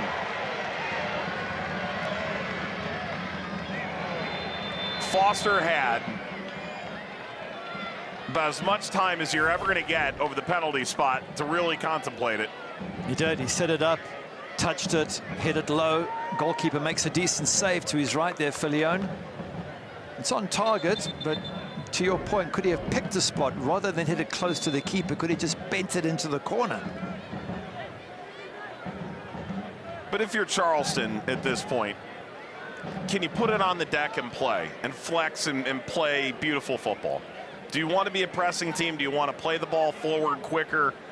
Now's the time to figure that out, because once you get to the middle of July, it's time to buckle in at what you are and become as good as you can at that. And to me, one of the big questions is Wilmer Cabrera, as I mentioned earlier. I think he has got amazing talent. I'm looking at Miguel Berry going, well, he's not the quickest, and he's not scoring goals. He's putting in a good effort, and he's a good target man, but I would like to see Cabrera come on and see if that Cabrera-Colton-Swan combination could be the one that leads Charleston Battery forward, because in years gone by, they've always had fantastic goal scorers. Mechanic the year before in 24, last year, of course, MD Myers, Cal Jennings. You know, so they've got to be a combination. It can't just be one striker for me. It's got to be two. And I just think, judging what I saw last year from Wilmer Cabrera, man, he was on fire at times. He's got some unbelievable skill. And let's say this, there is a feeling that maybe there's some unspent powder still for Charleston that perhaps they could utilize. That's the lowest conversion rate that they've had in league play since the year prior to Ben Pierman's arrival, which was truthfully rock bottom for the Charleston Battery. But Swan has started to find his way, scores again today. Perhaps Blackstock getting on the score sheet is a good sign. And then there's the rest of it, as you just sort of outlined. And I will say this, Lee Cohen and Ben Pierman, there is no avenue left uncharted. Summer window opens overseas, they'll look at that. They brought in Rubio Rabin midway through last year. The loan market should be opening up here in the coming weeks, especially once that World Cup break begins. The first division level, there's going to be guys looking for better minutes, and Charleston can offer that. As we've mentioned, Ben Pierman is so clever at putting teams together and finding how they can knit best, getting the right balance between midfield and up front. And again, lost so many players over the years, mostly attacker, but midfield as well. Aaron Malloy was Arturo Rodriguez. Big one, yes. That's another one, Arturo Rodriguez. Very good point. And somehow he still finds a way to bring in other players that can do the job. I mean, on a given day last season, it would be unsurprising to see some combination of Malloy, Segbers, Archer, Myers, Jennings, Arturo Rodriguez, Nate Dos Santos, Juan David Torres, Rubio Rabin, either starting or playing significant minutes off the bench any match of the season. Big, small, cup, league. This whisked high out of play by Seufert, and all those guys are gone. Yep. But the point you mentioned, I think, is a valid one, and Ben Pierman said as much. It's about improving your team and getting them right for the playoffs. It's the American system. It's not the European or rest of the world system where it's over the entire season. It's about, how do I build my team up? How do I get us into the playoffs, but get us into the playoffs with the right momentum, the right players in the right position, doing the right things. And certainly you have to feel that he's done that with every team he's been in charge of in the USL. He has got them into the playoffs and he's got them to play well. Then it's a case of luck and how things go on the day. But, you know, if I was a betting person, I would say absolutely certain that the Battery will be in the playoffs somewhere. They will. Battery were one kick away from winning the championship final back in 2023 on home ground. Martinez rounds the corner in front. Oh, what a save, Philly on the follow. Barry cashes in. The initial save on Malik Foster. Barry was waiting. He buries it. Charleston up 3-0. That's so good for Miguel Barry. He needed that. And well done to the rest of the team for giving him that opportunity. Wasn't the most difficult, but it certainly is going to be important for him, for his confidence, self-belief. There's a very, very good save from the keeper, from Malik Foster. And top class from Filione. As we mentioned, he is a good goalkeeper, but even though he pushes it away from danger, it goes straight to Miguel Barry, who finishes it off. 3-0 now. You have to think it is game, set, and match. Appears to be mission accomplished for Charleston. The result yesterday that saw Pittsburgh drop points has given them a very clear path through this group now. 70th minute, the changes coming now for Richmond.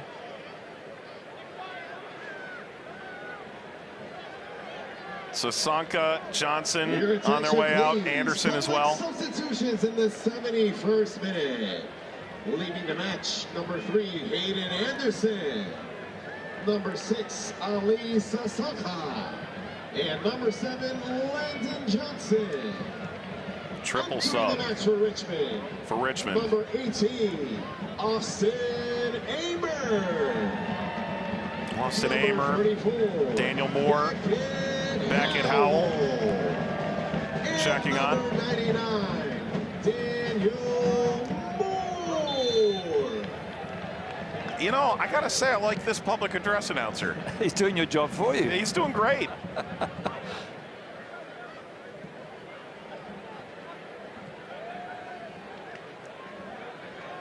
There's a certain liveliness to him. That's all I'm saying. I appreciate it.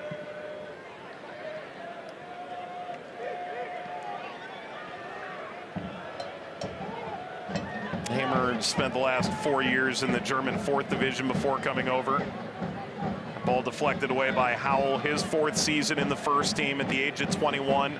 Academy deal in 2023, signed on professionally in 24. Daniel Moore came through Charlotte's academy, played 3 years at SLU, a couple years at Charlotte, last year at Crown Legacy and Next Pro.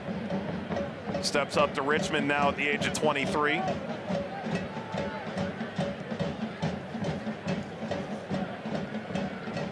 And Richmond, who conceded 7 goals in 7 league games, given up 3 here today. They gave up 3 as well in the round of 32 against Columbus Crew here at City Stadium. The Lamar Hunt U.S. Open Cup. That threaded ball through. Foster firing on all cylinders. Ladles this across. There's the 4th. Jeremy Kelly cashes in. The Battery running away with it now in the second half. 4-0 ahead. And with the top tiebreaker in the USL Cup not being goal difference, but goals scored, Charleston has every reason to run up the score. Tough for Jan Filione there, because he made a save in the last one and Miguel Barry scored from the rebound. This time he had no chance whatsoever. Malik Foster draws him out. Goalkeeper's got to get across. Jeremy Kelly just tucks it into an empty net. Nothing Filione can do. And at that stage, Richmond kickers taking a chance, pushing numbers up, getting caught on the counter-attack. And that's tough for goalkeeper Jan Filione there, as the 4th one goes past him. That's Kelly on the way out, and he scores on his final touch. Miguel Barry scores his 2nd goal of the tournament. The winner of the retro and a double change incoming for the Battery. All smiles now, but that's about the only thing that can wipe a smile off your face. That's Swan, the goal scorer, back in the 40th minute. Doesn't even seem to be walking all that gingerly. Hopefully that's a good sign, and that's the player you wanted to see. You know, last year we called him Andy, or we called him Junior, but we didn't call him Wilmer because he was still playing for his dad at El Paso. Wilmer Cabrera, who's had a wonderful coaching career across many divisions in the U.S. and Canada, for that matter. Well, Wilmer Cabrera, as it simply is now, comes on. And a guy who's scored from just about every position on the field, plays just about every position on the field, comes on here with about 16 minutes to go. And then Jack Wayne, the 17-year-old, comes on for Swan. Number 13, Wilmer Cabrera. And number 22, Joey. Yeah, this is important for Wilmer Cabrera. He's got to take these opportunities now when the defense is a little bit ragged for Richmond. They're going to keep taking risks because the game is over effectively. He's got to show what he can do, because it's important for him to become a regular goal scorer, and more than that, to be a creator, to be able to run in the box and get vital goals in big matches. And he has the talent to do it. He's just got to prove it to his coach, Ben Pearman. Apanonu has come in as well, so that's the end of the substitutions here for Charleston. They've used all 5. Foster, Martinez, Apanonu, Wayne, and Cabrera in totality have replaced Messer, Blackstock, Kelly, Swan, and Barry. And in a weird sort of twist here, if you're in the box score for any reason, you've been lifted from this game. All 4 goal scorers and the player with the yellow card. He's probably well aware, Ben Pearman, of who's put the numbers in and the minutes in over recent weeks, which players he needs to get off. He'll probably find his goal scorers as his top players anyway. Nice to see young Jack Wayne, just 17 years of age. Nice to see him come on and get a chance to show what he can do. Trialist in preseason. He's from the Atlanta area in Flowery Branch, Georgia. In the Atlanta Academy for a time, then went to the Barcelona Residency Academy out in Arizona that's pumped out some really good players.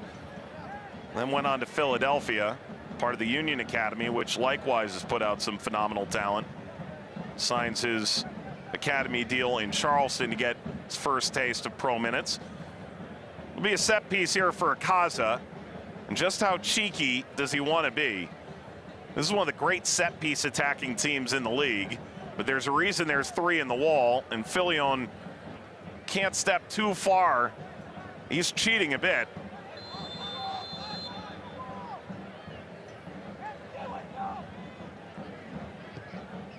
Akaza pops that to the backside and touched out by Seufert. What he did so well there, Jan Filion, is he pushed his back line up. And what it does is it doesn't allow strikers to be right on top of you when the ball comes in. And that's really good goalkeeping there from Filion. His coach saying, Darren Sawatsky said to us, he should be, or could be in the USL. He's that good. Just wonder if any teams are keeping an eye on the 30-year-old Canadian. A couple of years in Hartford, a handful of years in Switzerland. Arriving at the edge of the penalty area, trying to pin that back in, unable to do so. Seufert comes out the other way. And before Howell could round Martinez, a bit of support arriving from Apanonu. You know, I think one of the most interesting situations right now is Graham Smith is unplayable, has to be on the field. Suber was arguably the best defender in the championship by every measure last year. And then you've got Apanonu, who was the oftentimes only center back available last year and did really good things for the Battery. So either you play with 3 center backs and change your system, or play with 2 and leave one of your best players off the field altogether for a period of time. Oh, it's a nice problem to have for Ben Pearman. I'm always of the view that you play your best players and you fit the system around them. And I think that's why you have different systems, and you do change them on and off just in practice matches, just so the players can get used to playing with a 3-back or a 4-back. And now with Langston Blackstock showing what he can do today in attack, then you can have 3 at the back and have him as a wing-back pushing up and joining the attack.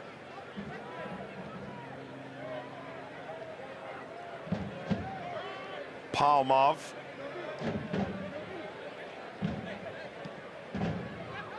Threads that through for Foster, a familiar sight. Foster running out of real estate, pops that across, had her smashed down by Cabrera, but it had already escaped the end line. It's another good chance there for Charleston Battery as they get behind the back four. I don't know for Malik Foster whether he was better off cutting inside instead of going to the line here and trying the cross. He's one-on-one with the keeper, cut inside and try and bend it around. But I mean, it doesn't make any difference. 4-0, you know. He's shaking his head because he probably thinks, yeah, maybe I could have done something different. And even if you're 4-0 up, you still want to impress the coach. You're still battling for a starting position. But fortunately, it's not going to be of great importance. When you look ahead, you've got the game at New Mexico coming up, then a week, then home against Detroit. They've been off to a phenomenal start. And then it's probably high noon within this group. Charleston and Pittsburgh go head-to-head in Prinx Cup Saturday, June 6th. The winner of that game will be in the catbird seat going into the fourth and final match day. Even with the points dropped by Pittsburgh, if they manage to get the full allotment against Charleston, there's still a pretty clear path for them moving forward as well.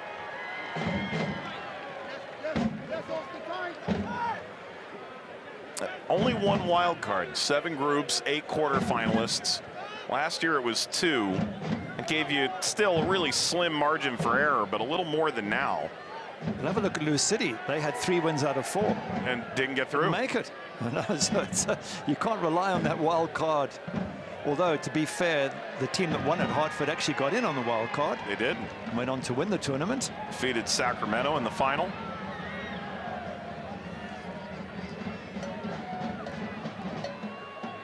A lot of pride from Hartford about that accomplishment. All days through, of course, Louisville went on to win the Shield in dominant fashion. One of the best seasons in league history, only to get shocked by Detroit in the first round of the playoff anyway. Cabrera chasing, goes bashing into Layton.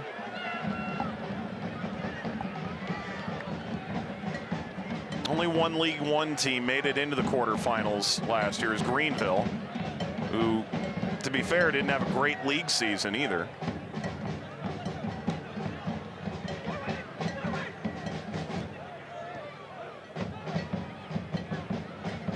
Sacramento, their first year under Neil Collins, making the final, and then Brendan Burke, who took over a team that dwelled in the cellar every year in the championship in Hartford, earned them their first trophy. Pretty magical night, October last year. Certainly was, and they weren't too bad in the playoffs either. They finished 4th. They're at home or they're 5th and away. I can't remember exactly, but they were certainly up there in the playoffs, and they had a spell, Hartford, where they just got win after win that was absolutely brilliant. And again, as you say, in comparison to the struggles they'd had before, what Brendan Burke did was magical. Very similar to what Ben Pearman did when he arrived at Charleston, turned around a losing team into a top side. Certainly 2 of the most quotable coaches in the league. That draws them together as well. Martinez.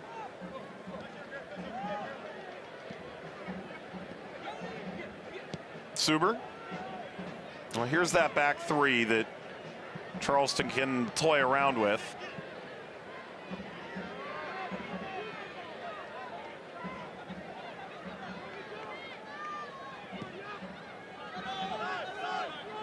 Leon. As far as Martinez, Foster, fouled by Amer.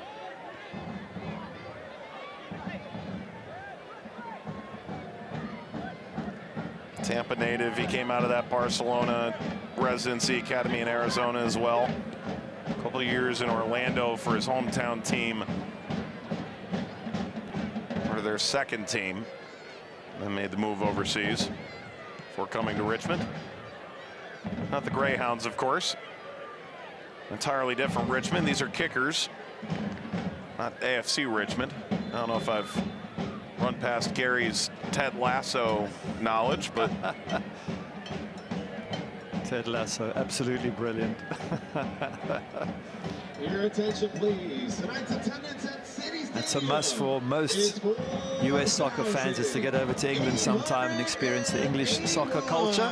Although it's actually spread to the US. A lot of sing-songs at stadiums, a lot of the same tunes that you would hear in a Premier League match are being sung at some of these stadiums right here in the US. Well, we appreciate you giving us your culture. Means the world to us. Just please don't pick up on the hooliganism side of the culture. That's the one thing you don't need here. As they drum away. Axel Gallegos and Andrew Richmond, the last two changes incoming for the kickers. Brian Ownby looks like he can play, but he is not amongst the substitutes. The Richmond assistant coach offering final thoughts. You know, when they have the rondos before the game, I bet he's the best player by far. Can't get the ball off him. All the while, Douglas Martinez took a knock there at the end. Charleston is out of subs. That's it for O'Malley and Panholzer. And that's the end of the subs for Richmond. Erlinson goes unused. Amer, Howell, Richmond, Gallegos, and Moore have replaced Anderson, Sasanka, Johnson, Panholzer, and O'Malley. And both teams have utilized the full set of subs. Let's take a look at the Best Western upcoming schedule.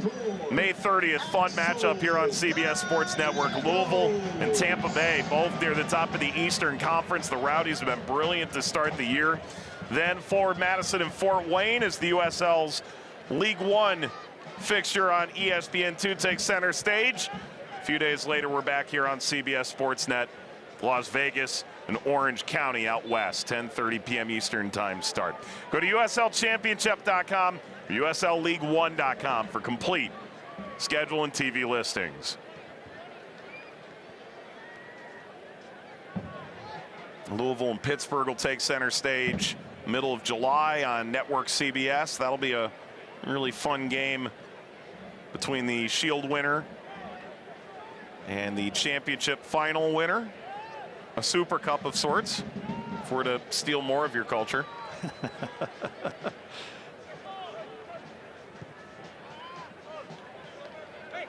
Well, with promotion relegation coming in the near future with the USL, that is becoming more and more like Europe.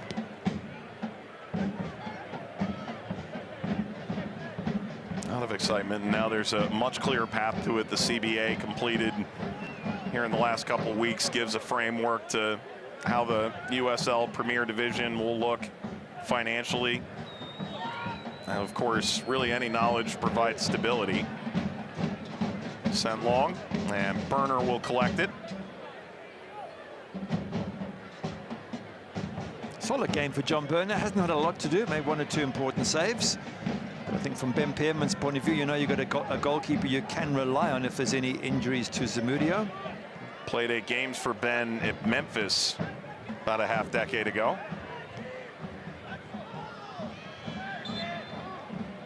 It's like Barnathan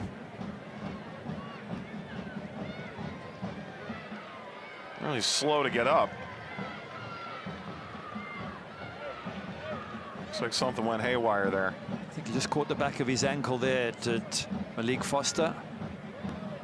Unintentional, of course. There was no nastiness in it, just a coming together of feet. Played at VCU, couple of A10 finals. He was there with J.J. Williams and Carlton Belmar, some really great attacking players on those Rams teams. It's time to stand up for Richmond. Across the 100-game plateau, the Massapequa, New York native, out on Long Island in New York. Barnathan, part of the Swope Park Rangers teams of the past that performed so well. On to Ottawa, Pittsburgh, Tucson. Found a home in Richmond these last few years. Signed with the club through 2027, so still another year on his deal. Focal point of the defense for the kickers.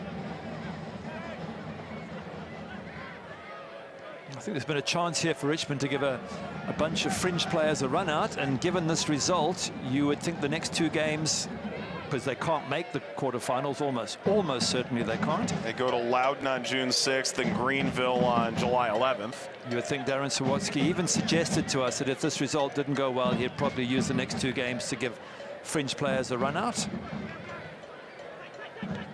But it does mean you go to Chattanooga and then you get Boise twice on either side of that Prinx Cup window. And if Boise gets a win tonight against Monterey Bay, and suddenly they're on 5 points through 2 games and they've got a path forward, you have to know Nate Miller's going for it. And all of a sudden you're thinking, okay, we're going to host Boise and then we're going to go there. Darren Sawatsky and Ben Pierman, I think, just shared a moment. I think there's a collision there about 40 yards from goal. And that's Barnathan, who's back down. I think he may be less the player down now, but more the Malik Foster contact into Barnathan previously, where I think Ben's trying to make sure there's no malicious intent to it. Yep. And he's just trying to play. There wasn't at all. You could see the 2 of them coming together. He just catches the back of his heel. Malik Foster catches the back of Barnathan's heel, and there was no malice in it whatsoever. And we just hope it's more of a bruising or something for Barnathan that he's suffering with, nothing long term, because obviously the kickers don't have that strength and depth that they can afford to lose their captain. And he seems to be being able to walk off the pitch under his own steam. So Barnathan, the captain for Richmond, makes his way off. He's tried to deal with this Charleston attack, and you really hope this isn't a long-standing issue. 4 added minutes. Colton Swan was the thorn in Barnathan and Richmond's side in the first half. Let's take a look at the travel map. It's brought to you by Best Western. Colton Swan did score in the 40th minute, came out about half an hour ago, and anywhere in the attacking half is where he found himself most often. Yeah, you can see on the right, on the left, in the sort of 10 position, pushing into the box. But most importantly, the way he took his goal, absolutely brilliant. Nutmeg, great finish, quality player. As you can see him sat there just relaxing, and could go on to follow in the paths of the likes of Carl Jennings and MD Myers and players over the years who've done some great things up front for the Battery. Marcanic.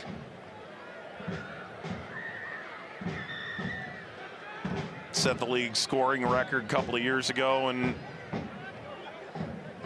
made the move up the ladder. Over to Martinez. Banks that off of Howell.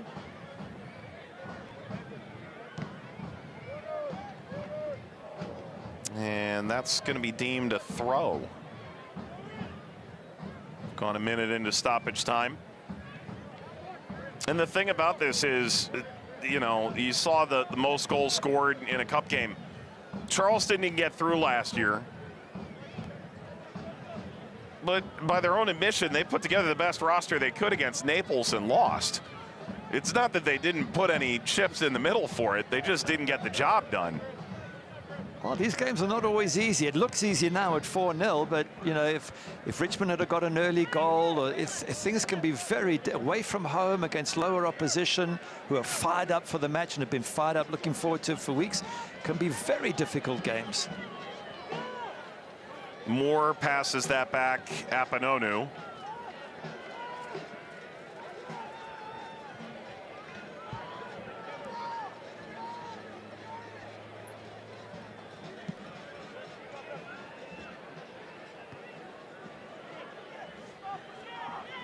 Here comes Wilmer Cabrera. Not to be. You know, you think about it, 2 of the 6 group winners suffered a loss in regulation. All 6 did drop points at some point. No one got through entirely unscathed. Sacramento lost to Orange County and advanced on tiebreakers over Vegas. Greenville lost at Charleston in match day 2, but advanced over Tampa Bay. This finds Foster. Navigating still. Foster finally. Marana got something on it. Leaves it back to Filion. But Greenville lost to Charleston in the Low Country match day 2. But Greenville did advance over Tampa Bay, who lost to Charleston in match day 4. So Charleston hadn't beaten the Rowdies on that final match day. The Rowdies wouldn't have gotten in over Greenville. And that was when Charleston had already been eliminated. And Kaza and Moore come together here in the final minute.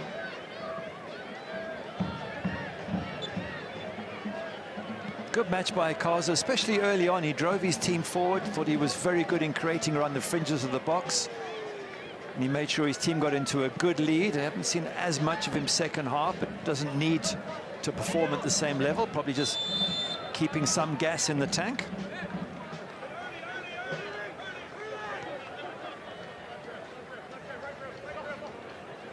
Well, it's a very thin series lead, but Charleston now 2 games up in 65 meetings against Richmond. A quarter century as the best rivalry on the schedule for one another. After an 8-year layoff, Charleston defeats Richmond in this reprisal of the rivalry. A 4-0 win for the Battery to go to the top of Group 6 in the Prinx Tires USL Cup. Then for the first time in a decade, Charleston has come to Richmond and secured the 3 points. Yeah, it's been a good performance by Charleston Battery from beginning to end. Dominated the match, dominated the stats on the front foot. Good goal started by that Blackstock one from the tightest of angles. Colton Swan getting in on the action. And then second half, comfortable for Miguel Berry and Jeremy Kelly to score as well. So it looked like an easy match in the last 30 minutes perhaps, but some good work done in the first 15, 20 minutes or so, maybe the first half an hour by Charleston Battery. And now, after a couple of good wins, you start to feel that the Battery are getting some flow, some rhythm to their game, and things can go up and up from here for Ben Pearman and his squad.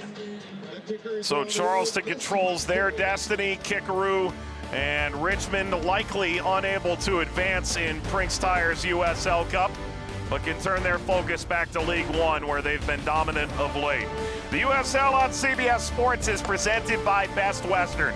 We'll wrap it up after this on CBS Sports Network.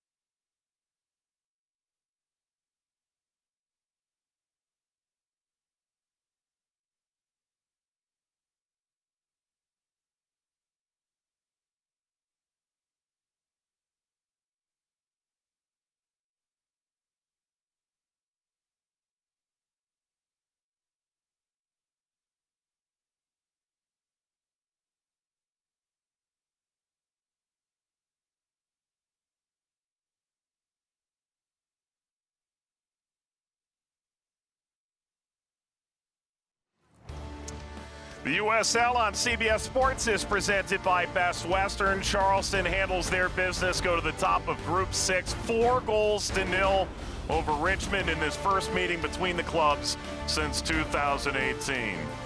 With Gary Bailey, Mike Watts to wrap this one up here on CBS Sports Network, and the Battery from the 20th minute in this long ball over the top to Blackstock took control of this match. Pahamov knocking it long. Blackstock goes round the goalkeeper and from the tightest of angles tucks it in.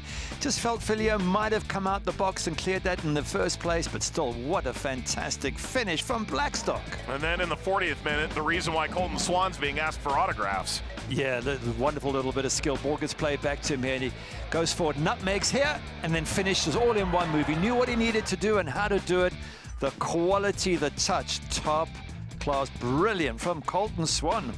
Skip ahead to the second half in the 69th minute of play. How about a couple of guys getting on the score sheet for the first time? How about Barry finding his second in the tournament? Yeah, good to see him finish. Malik Foster has the first effort well saved from Filio, and Barry then just tucks it away. Delighted for him because he worked really hard without much joy. And then just things opened up after that. Richmond kickers were throwing bodies forward, and here Malik Foster gets through and just squares it and gives it to Jeremy Kelly on a plate. And Kelly's first goal of the season in all competitions is about as easy as it gets. Foster found that seam a couple times down the stretch. The fourth for Charleston, and a rousing victory. Here's a look at the final stats and a chance for your final thoughts on what we saw here. Yeah, dominated by the visiting side, Charleston Battery. Expected goals 3.67. For Richmond kickers, just 0.18, which means they never really had any effect on goals whatsoever. It was a game in which, to be fair, they were outplayed, Richmond kickers, but they can build on that. They can learn some quality from Charleston Battery and use it in their league. And for Charleston Battery, they are looking like the real deal. Yep, and my favorite stat is in the crests, 93. It's fun to see these two teams together again for the first time in the better part of a decade. 33-year-old clubs sharing the field again for the first time in a long time, but it's Charleston who dominate the afternoon. The USL on CBS Sports is presented by Best Western. Blackstock, Swan, Barry and Kelly, the goal scorers. The Battery firmly controlled Group 6. Coming up next, it is PBA 50 World Series of Bowling, the Prinx Championship. For Gary Bailey, entire crew, Mike Watts, presentation of CBS Sports Network, 24-hour home of CBS Sports. Good night.